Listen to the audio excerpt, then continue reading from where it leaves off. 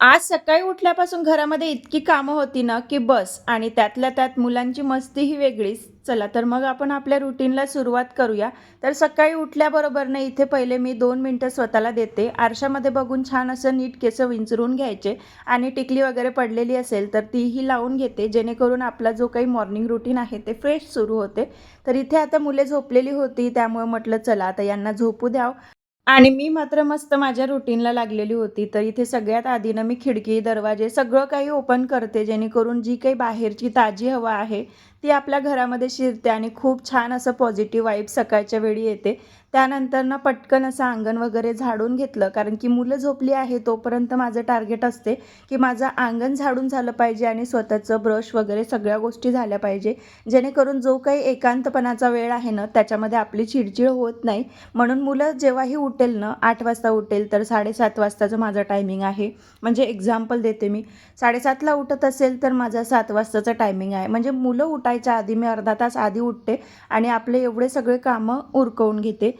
त्यानंतरनं अंगणातलं माझं उरकलेलं होतं सगळं.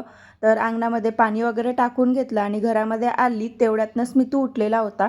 आता तो थोडासा मॅच्युअर्ड झाला. त्याला काही जाणून-बुजून असं उठवावं लागत नाही. तो स्वतःच उठतो, छान ब्रश वगैरे करतो आणि मग ना त्याला पटकन असं दूध दिलं. रिधूचं मात्र इकडे ब्रश करणं चालू होतं, पण स्मितूला जायची गडबड असते ग्राउंडमध्ये, त्यामुळे तो पटकन त्याचा आवरून चालला जातो आणि त्यानंतर उरलेलं आम्ही मायलेकं, कारण अहोसुद्धा घरी नाही आहे. तर आम्ही हे आता दोघं मिळून मस्त तो दूध दिला आहे त्याला आणि मी सुद्धा मस्त असा चाय एन्जॉय करत आहे.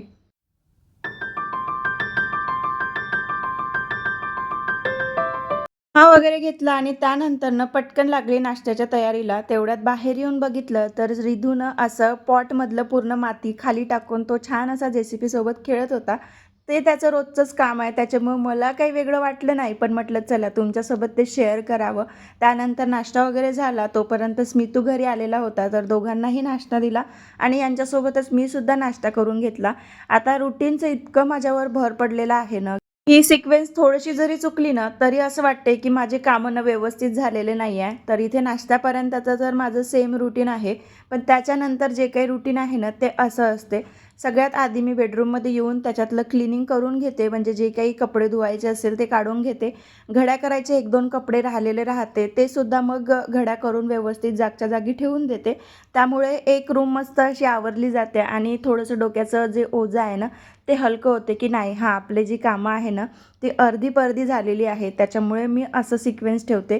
जी कामं कमी असेल ना, ती पहिले करायला घ्यायची. म्हणजे थोडक्यात लवकर होत असेल, ती कामे लवकर घ्यायची आणि मग बाकीचं आवरायला घ्यायचं. तसं तर किचनमध्येच आपला जास्त वेळ जातो. तरीसुद्धा कधी-कधी होते ना, की समोरच्या रूममध्ये सुद्धा आपल्याला एक्स्ट्राची कामं असते. तर ती कामं नंतर करते मी. पण जी कामं छोटी असेल, ती पहिले करून घेते. तर कामं करता-करताना माझं ह्या दोघांवर लक्षसुद्धा देणं चालूच असते. तर दोघं बिलकुल गेटच्या बाहेर जात नाही, एवढं मात्र नक्की आहे. आणि गेले तरी पण सांगून जातात, त्यामुळे ना तेवढं काही टेन्शन नाही आहे. तर आता दोघंही छान खेळत होते, तर मी माझं स्वयंपाकाला लागलेली होती. तर आज ना फणसची भाजी बनवायची होती. जेव्हा अहो घरी नसते ना, असं मसालेदार किंवा मग जास्त स्पायसी किंवा काहीही जास्त असं बनवायची इच्छा होत नाही. पण फणस ना माझं मागच्या आठवड्यातलं पूर्ण बुरशी लागलेलं होतं डब्यामध्ये ठेवल्या-ठेवल्या आणि हे तर 1 पाव आहे, पण ते अर्धा किलो होतं. त्यामुळे म्हटलं आज ही भाजी बनवून घेते. म्हणजे खराब व्हायचं ना अजिबातच टेन्शन वगैरे राहत नाही. कारण मी उद्या करेल आणि तसंच झालं होतं लास्ट आठवड्यामध्ये पण. यांची ड्युटी बाहेर असली, की मग अशा भाज्या मी निवडतच नाही करायसाठी स्वतःला. म्हणून न ते तसंच ठेवलं आणि मग ते वाया गेलं.